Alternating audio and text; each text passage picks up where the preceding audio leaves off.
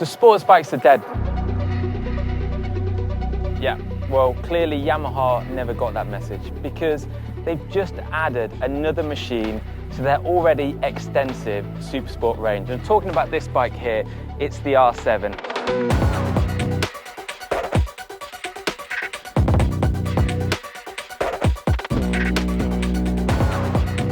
And first things first, I should probably address the name R7.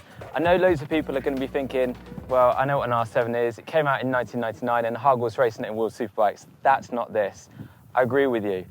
But Yamaha had a situation that they had to deal with. They were producing a bike for the R series that was nigh on 700cc.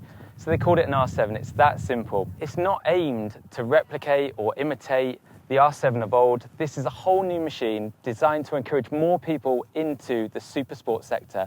And for that, I really do applaud Yamaha. That and the fact that they've really gone to town in building a decent bike. So let's have a look at what actually makes this package. So first and foremost, cleverly, Yamaha's taken the popular CP2 motor and they've made it better. So they've got a whole new exhaust system for the bike, they've got a new ECU, different fueling, stuff like that. They've also kitted the engine out with a new slip assist clutch. So they tried to make it a bit more sporty and in line with what an R7 motor should be.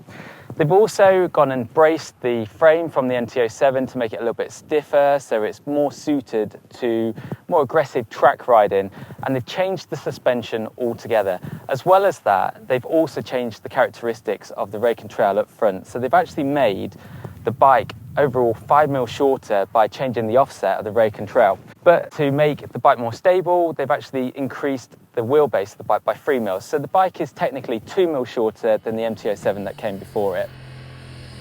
So what are you getting here? Well, more than just an MT07 with a set of fairings on. You're getting a proper sports bike that is a great package for those that are new to sports bikes or wanting their first big proper sports bike.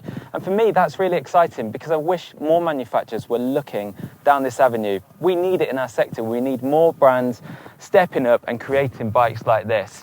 So all day long, I've been riding this bike on the road and on track just here in Andalusia in Spain under beautiful sunshine. It's been a cracking experience in both elements. So I'll talk about the track first. So it's really put a big smile on my face. I've enjoyed it because it's a lovely, simple and just easy bike to get on with. There's nothing intimidating about that CP2 motor. In honesty, it feels less potent than the MT07 motor. It's not as punchy low down. It's nice and smooth and just easy to wind on out of corners at big lean angle. And with the spec that we've just been riding here on track, we've actually had the aftermarket quick shifter that's available for the bike fitted, which has made it even better. There's no blipper, I don't know why, but it is how it is. It's just been ridiculously agile. It surprised me how stable the bike has been as well. It's been a very pliant bike. You can place it where you want, you can wind that throttle on hard, and it just seems to obey you. It just seems to do what you want it to do. And another great thing on track is that the ABS has not been kicking in. I had a couple of moments under hard braking where the ABS spiked in a time or two, but that was it, and I can deal with that. I'm used to bikes nowadays coming with such horrendous ABS systems, including the R1, so whatever they're doing with the R1, they need to have a look at it and do more like what they've done with this bike here because they've done a good job.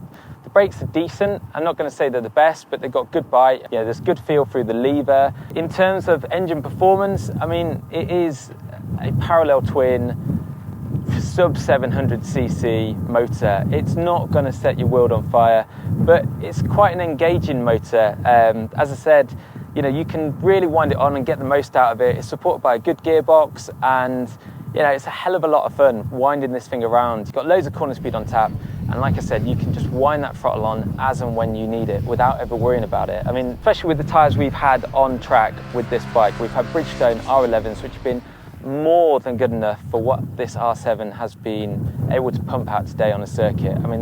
This bike was just on rails and I loved every second of it. Ground clearance is probably something you might worry about on the circuit. The side stand seems to kind of grind out a bit, and the pegs as well. Maybe that's just me, maybe I need to address my riding style a little bit, but you might find that that's the case. None of the fairings or anything like that were decking out, so it's no biggie. As for track kind of ergonomics, the actual riding position of this bike is fantastic. It's surprisingly sporty. You know, we were told in the presentation that basically the R7 ergonomics sat somewhere between the R6 up here and the R3 down there. But if I'm honest, it felt very, very similar in riding position to the R6. Obviously, it's not got the same weight as an R6, etc. But yeah, it's a big, chunky motorcycle. Don't be deceived into thinking that this is just some quick and easy knockoff product, because it's not. It's a considered package, and it works, you know. And on track, I think it's the kind of bike, if you want to gain a lot of confidence and have a lot of fun, this is the type of product you should be looking at, especially considering the price tag. So Yamaha has confirmed that this bike is going to be in the UK showrooms in November, priced at £8,200 for either of these colours behind me. And there'll also be a 60th anniversary colour scheme, which is another 300 quid, so £8,500. But it does look really trick. And like I said, the whole track experience was a real pleasure. I enjoyed that. And before that, we did 140 miles on the roads, and they were a real hoot. I mean, I was in a good group of riders, and it was just non-stop fun, pitching this bike around effortlessly, around brilliant mountain roads with loads of grip, and just being able to experience what the R7 can do off the racetrack. I mean, it's not a one-trick pony. That's the thing I learned. It's a real credible package that's got the versatility to deliver in both of those environments. And again, it was not intimidating or kind of frustrating in any which way. The only one thing I would say on the roads is that it did feel a little bit cramped. On the track, you tend to move around a little bit more, so you know, your feet are moving around, your knees, your arms, etc. So I did find, if I'm honest, that, you know, like most sports bikes, it was a little bit cramped, but that's how it goes. It wasn't particularly vibey or anything like that. And if that's the worst thing about this bike, then I'll take it, because the simple pleasure it offers is really quite good. I'm not going to get all kind of heady and tell you it's the best bike in the world. It's not. But like I say, it's one of those machines that is just simple and effective. And they've made it a nice looking product as well. So the finish of the bike is impressive. I'm not going to say again that it's kind of the most beautiful packaged motorcycle I've ever seen, but they have mimicked that R series look. You know, it looks like a baby R1, or not a baby R1, kind of like a teenage R1. To sit on, it feels substantial. Nothing looks cheap about it. You know, I think they've done a brilliant job of taking something that's come before, repackaging it and getting the very best out of that package, and then delivering it to the market at a real world affordable price. It's been a cracking bike to ride. I'm over the moon. I can't wait to get back and ride it a little bit more in the UK. And I dare say, if you get the chance to pop down to a Yamaha dealership this side of Christmas, go and have a look, because you might want to be ordering one in time for Christmas.